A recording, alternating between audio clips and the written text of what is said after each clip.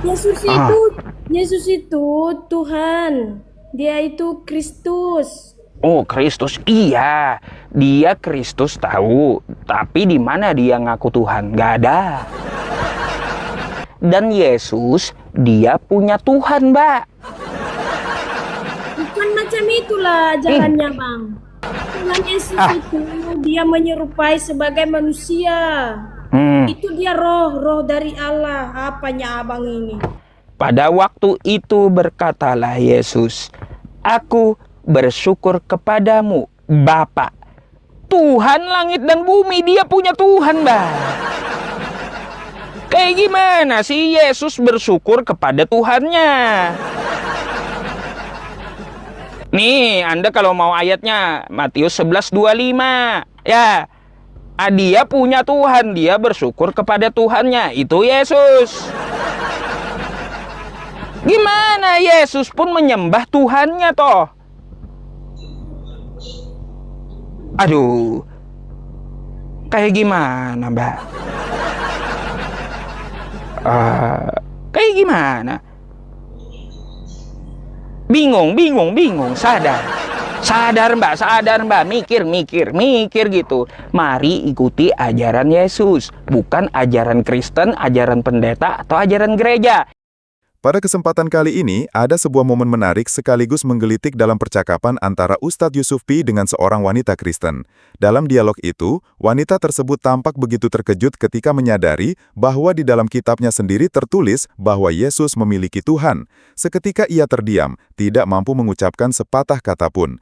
Apa yang baru saja ia lihat benar-benar di luar dugaan, dan ia sama sekali tidak menyangka ada ayat seperti itu dalam Bibelnya. Momen ini bisa kita katakan sebagai sebuah titik hidayah bagi wanita tersebut, sebab tanpa percakapan ini mungkin ia tidak akan pernah mengetahui bahwa ternyata dalam kitabnya sendiri Yesus disebutkan memiliki Tuhan. Bang, tapi Mm-mm. aku mau meluruskannya di dalam Alkitab, apa yang sudah Mm-mm. dipersatukan Tuhan tidak boleh diceraikan oleh manusia. Oh iya, saya tahu itu, Mbak. Apa yang dipersatukan oleh Tuhan itu tidak dapat diceraikan oleh manusia, betul, kecuali karena jinah, betul nggak? Ya, Kalau Mbak menikah dengan laki-laki Kristen, Mbak nggak dikasih duit, terus Mbak dipukuli tiap hari, ya, terus Mbak ya mau ngapain? Cerai kagak boleh. Uang udah kagak dikasih, dibiarkan Anda lapar. Habis itu suami datang pulang ke rumah, Anda dipukulnya. Kayak gimana Anda? kalau Apa masih yang Anda lakukan? Cerai kalau kagak masih boleh. di kalau masih di ini apa diperbaikin kan boleh. Ya kalau yang nggak mau baik juga kayak gimana? Ayo, apa solusinya? Nikmati saja gitu. Nikmati saja. Itu Bu, nggak ada solusinya di situ. Kalau dipersatukan Tuhan, tidak boleh diceraikan manusia. Kan kayak gitu, nggak ada solusinya kalau punya suami yang kagak kasih uang, tiap hari pukulin Anda dibiarkan lapar, masa perut Anda dibiarkan lapar? Kan kayak gitu. Katanya ajaran kasih, Anda mau lapor polisi, bukan ajaran kasih itu, mau hukum suami namanya. Ya makanya perempuan cari Ah, suami yang betul lah, yang kita takut kan ini. nggak tahu toh ya, suami itu mungkin aja dia kelelepan matanya, oh ada yang lebih cantik dari istri saya di rumah, tiba-tiba berubah dia, kan kayak gitu. Oh, jadi Ayo. jadi bang kalau dalam Islam boleh boleh cerai boleh kawin boleh cerai boleh kawin kayak gitu. Kalaunya dalam Islam, seorang perempuan yang dijolimi lah, suaminya nggak kasih nafkah uang, habis itu suaminya biarkan dia lapar, terus suaminya sering pukul dia, maka seorang istri bisa mengadu kepada wali nikahnya. Nanti wali nikahnya bicara. Kalau udah dimediasi, tidak ada jalan keluar, bisa ambil opsi yang terakhir. Maka silahkan dia mengadu ke pengadilan agama. Gitu. Tapi kalau di Kristen apa? Kagak boleh. Nikmati aja gitu. Jauh gitu, jauh. Begitu. Terus lelakinya boleh nikah banyak gitu. Itu dalam agama Islam boleh. Kalaunya dalam agama Islam, Mbak, ajaran menikah satu saja itu hanya ada di Islam. Fa in khiftum alla ta'dilu fawahidah, maka bila kamu tidak mampu berlaku adil, menikah satu saja. Nggak ada di Kristen ajaran kayak gini, nggak ada. Itu di Islam, Quran surah An-Nisa ayat ketiga, menikah satu saja gitu. Islam datang untuk membatasi poligami karena Yesus tidak pernah melarang poligami, nggak pernah. Gitu. Yesus tidak ada sewaktu dia diutus menyinggung poligami atau membatasi poligami. Kita tahu dahulu Daud berapa istrinya? Banyakan 700. Salomo berapa? 1000. Ada emang rupanya. Oh iya, masa nggak tahu? Di kitab Anda Daud berapa istrinya? 700. Salomo berapa? Sudah gundiknya 300, istrinya 700. Tuh. Yesus diutus tidak ada membatasi poligami dan tidak ada melarang poligami. Lalu Islam datang membatasi poligami. Laki-laki kagak boleh sampai 700, cuma 4 dengan syarat harus apa? Harus adil. Kalau kagak mampu menikah satu saja. Islam datang seperti itu, Mbak. Abang, kalau aku kasih sarannya. Jadi kami biar percaya, Abang boleh collab sama itu Bang Edis TV ya? Udah sering saya collab sama dia, udah kabur 4 kali. Silakan Mbak buka ini ya, TikTok saya satunya, debat saya dengan Edis, salah satunya, sampai dia kabur, bentar ya. Nih bukti ada, Mbak, fakta yang berbicara nih ya. Nih ya. Menyalibkan dia, mereka membagi pakaiannya dengan membuang undi. Tiba-tiba kamu salah baca. Membagi-bagi pakaiannya. Habis pakaian Yesus di tiang salib. Edis kabur di debat ini. Kayak gimana, Mbak? Jadi, Nggak bakalan. Terus gimana? Kalau masuk surga itu kayak mana, Bang? Iya, masuk surga, Mbak. Ya mudah sih masuk surga dalam Islam. 1 kata 2 kalimat, takwa. Ya, jauhi larangannya dan jalankan perintahnya. Gitu aja di Islam. Apa perintahnya? Contoh di Islam sholat, puasa, zakat, terus berhaji. Kalaunya Anda seorang Kristen yang baik, maka ikuti Yesus. Yesus memerintahkan seperti apa? Sembahlah Allah, kepada Dia saja engkau berbakti. Lalu ngapain Anda sembah Yesusnya coba? Yesus itu Tuhan. Dia itu Kristus. Oh, Kristus, iya. Dia Kristus tahu, tapi di mana dia ngaku Tuhan? Gak ada. Bahkan dia ngakunya tidak dapat berbuat apa-apa dari dirinya sendiri. Dan Yesus, dia punya Tuhan, Mbak. Bukan macam itulah jalannya, Bang. Masa bukan macam itu? Anda diajari pendeta. Coba baca kitab Anda nih, ya. Nih, baca kitab Anda sendiri, jangan kata pendeta. Kalau kata pendeta, ya Anda belajar dengan pendeta setahun tetap aja nyembah manusia, tetap aja tiap bulan bayar perpuluhan. Tuhan Yesus itu dia menyerupai sebagai manusia. Itu dia roh dari Allah. Apanya abang ini? Nih, Anda baca dulu. Mbak. Nih, kata Yesus, ajakan juru selamat ya. Nih Yesus ajak selamat. Oke, kayak gimana ajakannya? Pada waktu itu berkatalah Yesus, aku bersyukur kepadamu, Bapa, Tuhan langit dan bumi. Dia punya Tuhan, Mbak. Kayak gimana sih Yesus bersyukur kepada Tuhannya? Nih, Anda kalau mau ayatnya, Matius 11:25. Ya, dia punya Tuhan, dia bersyukur kepada Tuhannya, itu Yesus. Nah, terus kalau Anda nggak percaya, Yesus juga menyembah, Mbak. Siapa yang dia sembah di sini? Yesus menyembah Tuhannya. Kamu menyembah apa yang tidak kamu kenal, kata Yesus. Kami, Yesus dan murid-muridnya, menyembah apa yang Yesus kenal. Gimana Yesus pun menyembah Tuhannya toh? Aduh, kayak gimana, Mbak? Kayak gimana?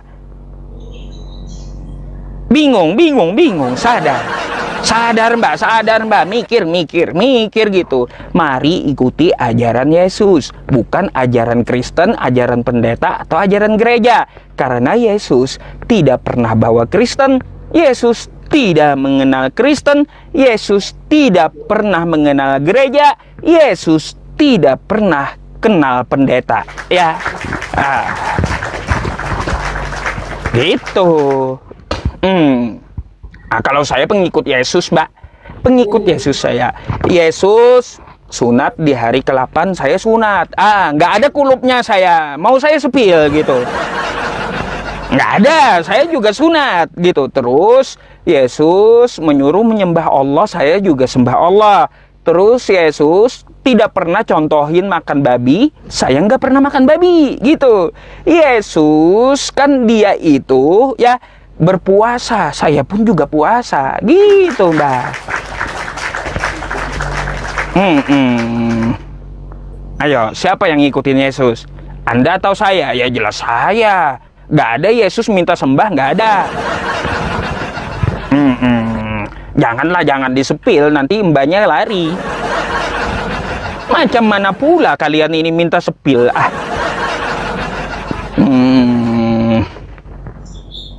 Ayo, apa yang mau Mbak katakan sama saya? Silahkan. Kalau saya ngajarin apa kata Yesus, Anda bantah saya sama bantah Yesus tuh, ya. Ayo Mbak, ayo silakan. Anda mau ngomong apa? Saya mau dengar, silakan. Tapi aku tetap percaya sama dia, Bang, karena dia sudah mati di kayu salib. Itu kata siapa? Dia mati di kayu salib buat nebus dosa. Dulu-dulu, Mbak. Dulu-dulu ya, di zaman Nabi Musa, di zamannya para nabi, orang nebus dosa pakai darah domba, pakai kotoran sapi, pakai kulit domba yang dibakar gitu. Tiba-tiba ada ajaran nebus dosa pakai darah manusia. Yang namanya minta darah satu-satunya adalah ajaran iblis, Mbak. Bukan ajaran Tuhan. Coba lihat Dracula, lihat zombie, ya kan ajaran iblis semua itu. Minta darah itu. Coba Anda lihat ajarannya para nabi. Minta apa? Korban daging, kulit sapi, kayak gitu. Bukan minta darah. Apa minta darah? Aduh, aneh-aneh aja Mbak ini. Gimana Mbak, sadar? Ayo kembali ke jalan yang lurus, jalannya Yesus gitu. Jangan jalannya gereja, jalan pendeta, jalan Kristen nyasar. Abangnya Islam apa Kristen? Oh, saya Islam, pengikut Yesus saya asli. Mbak, Yesus itu gelarnya apa? Anda tahu nggak? Juru selamat dunia. Juru selamat, betul? Oke. Anda tahu nggak bahasa Arabnya selamat? Dia artinya kan penebus dosa. Enggak. Bahasa Arabnya selamat apa? Nggak tahu. Selamat itu dalam bahasa Arab Islam, Mbak. Makanya Yesus juru selamat. Yesus itu juru Islam. Gimana sih? Nggak ada Yesus juru Kristen, nggak ada. Tapi juru Islam. Nah, gitu. Namanya aja juru selamat, juru Islam dia.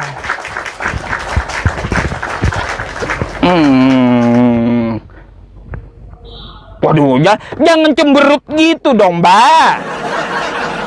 Janganlah kayak gitu. Waduh. Hilang tercantiknya Mbaknya kalau cemberut. Gitu. Saya hanya menyampaikan, mari kita ikuti jalan Yesus, bukan jalan gereja, bukan jalan Kristen. Karena Yesus nggak bawa Kristen, Yesus nggak kenal Kristen. Kristen itu adalah komunitas yang dibikin Paulus di Antioquia, bukan bawaan Yesus. Dan Yesus tidak pernah memberi pesan, jadilah kamu Kristen. Lalu ngapain Anda jadi Kristen? Sedangkan Yesus memerintahkan sembahlah Allah. Lalu kenapa Anda sembah Dia? Aduh, gitu. Bang, Tuhan kami kan Tritunggal. Tritunggal. Tritunggal. Allah itu kan ibaratnya dia roh. Jadi dia datang ke dunia sebagai Tuhan Yesus lah. Oh, gitu. Baik, nabi mana yang pernah nyembah roh sebelum Yesus? Nabi apa? Nabi Musa nyembah roh? Enggak. Ayub? Enggak. Salomo? Enggak. Daud? Enggak. Roh Ezra? Kudus, Enggak. Maksudnya Roh Kudus. Iya, nabi mana di zaman Yesus sebelum abad ke-1 yang nyembah Roh Kudus? Enggak ada. Tapi nabi terdahulu menyembah Tuhan yang bukan manusia, yang tidak sama dengan apapun. Itu Tuhannya para nabi. Nabi mana yang nyembah Roh Kudus? Nggak ada. Jadi Roh Kudus itu ya ajaran Kristen setelah Yesus diangkat, bukan ajaran asli Yesus. Gimana sih? Yesus aja Mbak ya bilang kayak gini di kitab Anda nih. Nanti dikira saya ngibul pula. Bentar. Yohanes 17 nomor 3 kitab Anda. Inilah hidup yang kekal itu, yaitu bahwa mereka mengenal Engkau satu-satunya Allah yang benar dan mengenal Yesus Kristus yang telah Engkau utus. Ada nggak Yesus ngomong mereka mengenal Engkau ya 3 dalam 1? Nggak ada.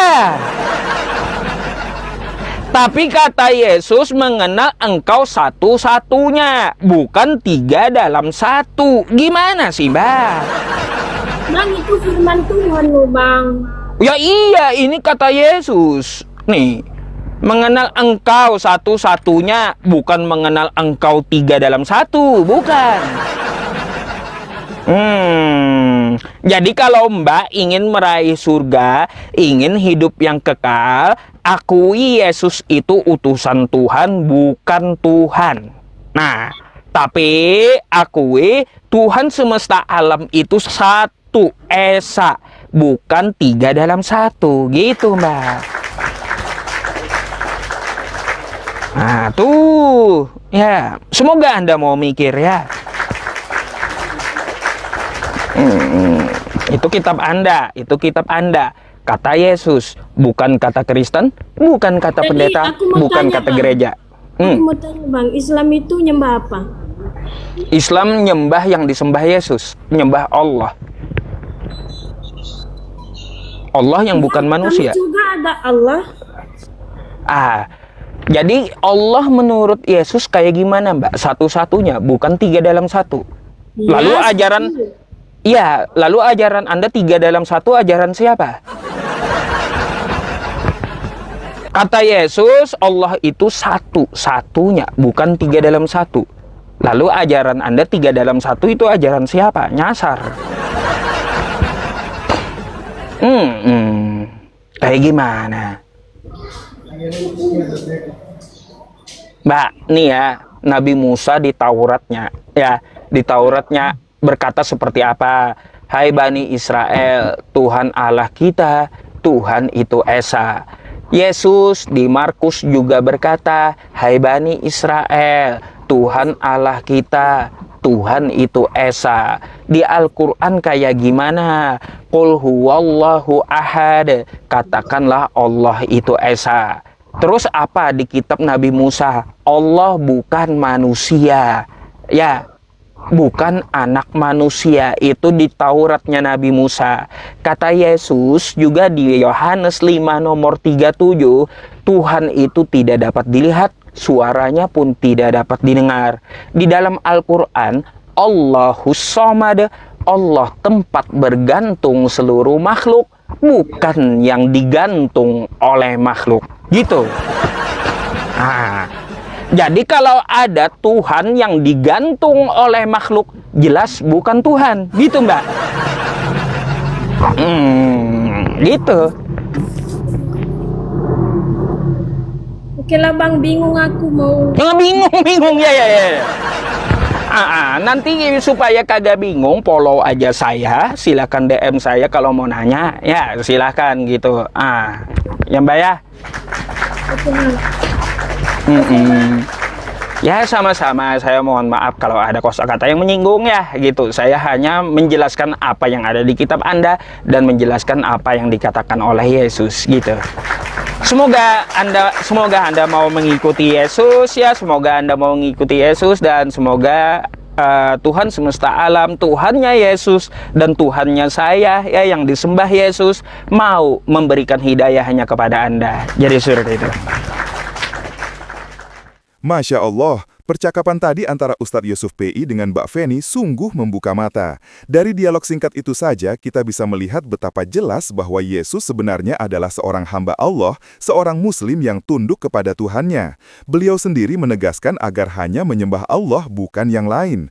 Sayangnya, fakta ini seringkali tidak pernah dibicarakan secara terbuka. Bahkan banyak tokoh agama yang justru menutupinya dan menggantinya dengan doktrin bahwa Yesus adalah Tuhan.